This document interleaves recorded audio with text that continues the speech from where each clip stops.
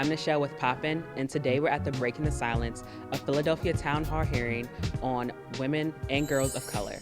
This event is all about elevating the voices and experiences of women and girls of color. This is the first time the event is being held in Philadelphia, so let's go check it out.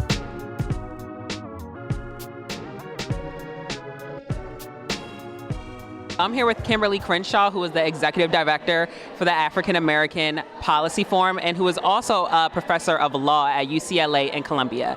So Kimberly, this is your first time holding the town hall event in Philadelphia. How does it feel? Oh, it's fantastic. I really was excited about being able to bring the town hall series here. This is the first town hall to come out of the second year, and I thought it was an amazing event. I was really delighted about the turnout, very moved by the testimony. As one of the youngest testifiers here, you're only 16. How did that feel, like being one of the youngest ones, and your story was so powerful? I've been the youngest in the room for a while now, and usually I'm too scared to speak up just because I feel like other women have like more experiences than I do. Other women are more equipped to answer the questions that are presented to them, and so I feel like giving me the chance to testify kind of brought my voice out in the space of women who are older than me. And Sheena, how did it feel to testify in front of everyone and tell your story? It felt liberating. It felt like it wasn't about me. It felt like it was about everybody that was here. So we're here with Lauren Fine with the Youth Sentencing and Reentry Project. What was your role today at the Breaking the Silence town hall for women of color?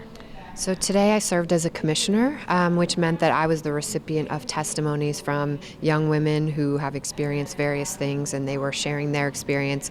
And my role was really just to listen, try to ask questions to help get out more of what they'd experienced, and also to respond and make commitments on behalf of different systems of what we can do about the things that they brought up in their testimonies. Unless you continue to tell your stories of trauma, we don't know what leads to you being arrested or the behaviors that cause you to act out.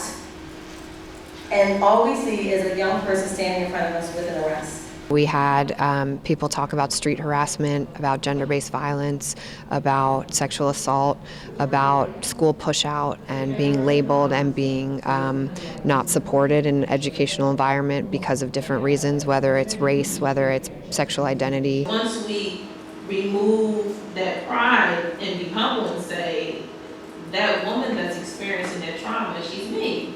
I tell women it's okay to tell your story. It gets real when you have to tell your story and accept your story. And it's shed like that, guess what? You're not alone. And you are just like everybody else. You know, you have a story to tell. I think the one thing that really struck me is something that we try to incorporate in our work is listen to the people who know best, the people who often are young and don't have a seat at the table but need to be given more of a seat at the table. We're starting to hear people talk about youth, not just men, not just boys. Girls and women are part of the conversation more than ever before. In the movement against police abuse, we're hearing people say her name. We're hearing the names of women and girls who've been killed by the police or abused by the police.